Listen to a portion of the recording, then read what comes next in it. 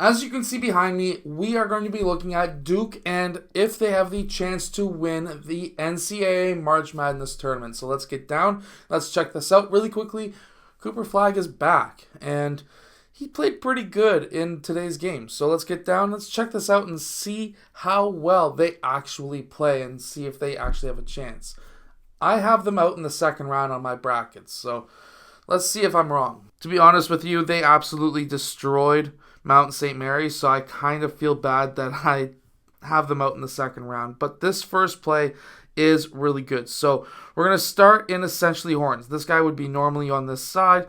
This guy would be down here. And you've got Malawak as well as Cooper Flagg in the high post. Probably two of their best players. And yes, they have other options as well. So first what we're going to see is Cooper Flagg setting that screen at that top, and then his teammate's going to be using him as a screen. When that happens, he's going to then turn, which is very important. This is actually a really solid play. This guy's clearing out to the other side, and Malawak is also clearing out as well down towards that dunker spot. Now, when this happens, Cooper Flagg is going to be setting that screen up top, and this man is going to be coming off that screen. Cooper Flagg is going to be rolling to the basket. The initial man that Cooper Flagg set that screen for is going to be clearing out to this opposite side, as we see right here. When Cooper Flagg gets that ball, he is now going to be attacking that rim, and depending on what these two defenders are going to try and do to him, he will have two options. He's going to be able to pass to the corner three or to Malawak, who is down in that dunker spot. And that is exactly what we see. We are going to be having that pass down to Malawak in that low corner, which now gets me to one of my most major points. Malawak, I hope I'm actually announcing his name correctly. Probably not, but this is a major point. And the fact is he is a major dunk threat, lob threat. I think in this game he had like maybe 4 or 5, maybe 6 lobs in one single game, because what happens is everyone collapses on Cooper Flagg because he's the number one guy. However, he's a very good passer, so he can kick out to those 3-point shots, and obviously we can see right here, if I'm not in the way, that this man right there, he is currently making sure that he is in the passing lane so that that corner three doesn't happen. Duke has a lot of shooters. They also have a lot of height.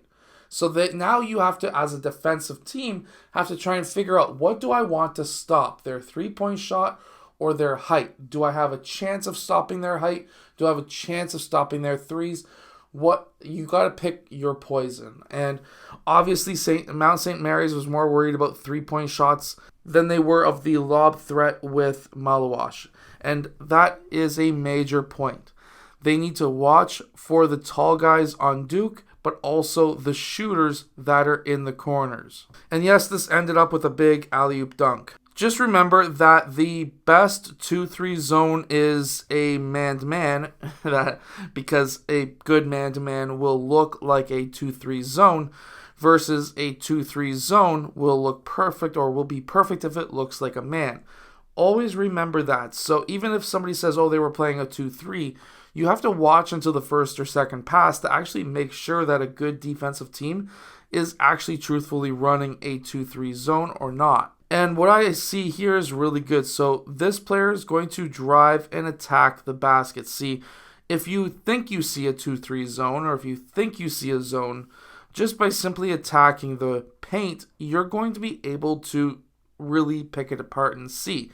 Because if it collapses multiple defenders, well, there's a good chance of it being a zone. So they attack that zone, or they attack this defense. Obviously, this man is trying to deny that pass.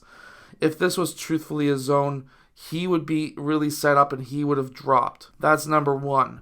But number two is watch what happens right here between these two players. We can go through, and at this point, he has split these two defenders. If this was a perfect man, or maybe not so perfect man, this guy wouldn't be helping out. He is one pass away. That's a kick out for a 3. Now, maybe this guy, I just don't follow Mount St. Mary's all that much. Maybe he's a shooter and I'm wrong, but maybe he's just not a shooter, and They just decided not to give the majorly wide open guy the open 3-point shot. However, after this split happened, watch what happens. They call switch. Now he's on him, he's on here. I actually really like this. I've seen this a few times before. And anytime you drive on ball side, there is a strategy where ball side goes and stops the drive. This allows your team to shut down any of these kick-out passes to that side. Meanwhile, it does leave a shooter wide open.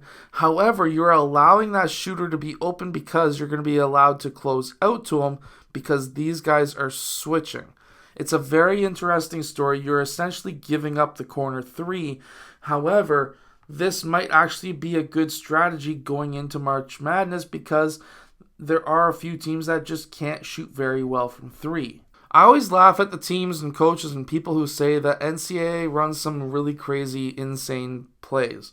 Well, what we have here is just very simple. This guy lifts.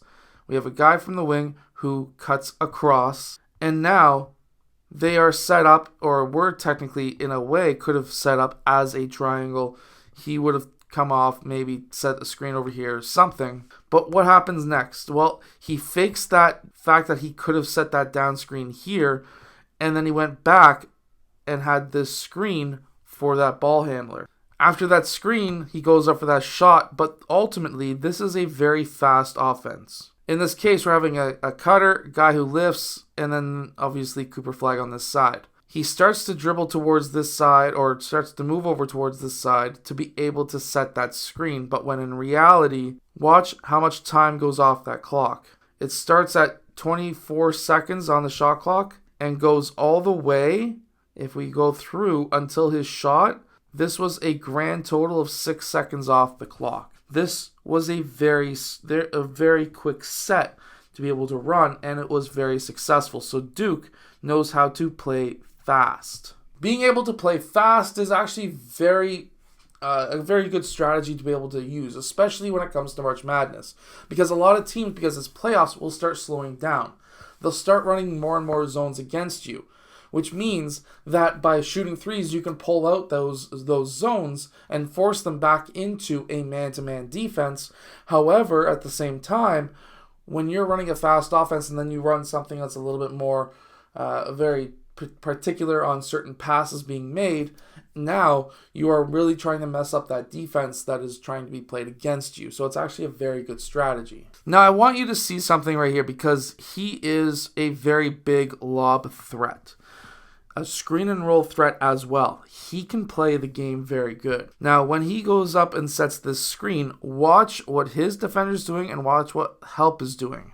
Because this is very important and this can set up a lot of opportunities later on in March Madness. So he comes off this screen and watch right here. The help defender comes right down right away. Now, if he was to take one more dribble, remember, slow is pro. And sometimes by taking one more dribble, it can give you a better angle to pass and it can mess up defenses. So if he took one more dribble, this would have pulled this guy in, especially if he was visually looking at that roll man, while understanding and knowing that this guy is wide open.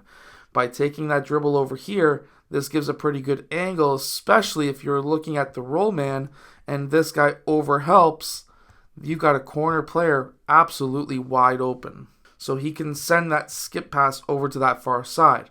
Now, I'm not expecting that to be something that they look for early on in the tournament. They really want to try, or at least I would really want to try to set up the lobs early so that I can get players collapsing early on these screen and rolls so you would have opportunities in the corners to be able to hit three-point shots. And they also have really smart players. So right here, we have a quick brush away, Cooper Flag lifting up.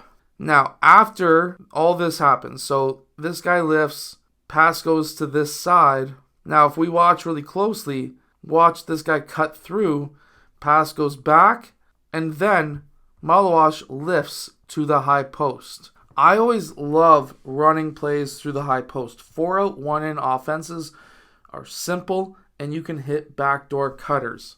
And that's exactly what we see right here. Malawash gets that pass. Cooper Flag catches his guy not looking, cuts back door, and then able to finish with the big massive slam. So here we have Cooper Flagg going in for that early drive. Remember, early paint touches is something that we see a lot of in the NBA, but it is something that a lot of teams like myself and apparently Duke are trying to implement. So that early paint touch gets a kick-out pass. When that kick-out pass happens, that man drives right to the rim and gets fouled right there on that shot and able to get that and one. If it wasn't for the early paint touch, this option wouldn't have been there. So, do I think Duke is going to go farther than the second round? Definitely. Could they win the championship? Potentially. However, injuries, health, that is going to be a major factor, I think, especially with Cooper Flagg already getting hurt a couple of weeks or less than a couple of weeks ago. And then, by seeing what we're seeing right now on offense, they are firing at all cylinders, so they may make the championships. I actually kind of wish I put them as the winners because I kind of feel like they could be right now. I have Auburn winning the championship. Anyways, I hope that you've enjoyed today's video. Hit that like button and subscribe, and I'll see you guys again next time. Make sure to go check out the shooting workout that is down in the description below so that you can shoot the ball from further away.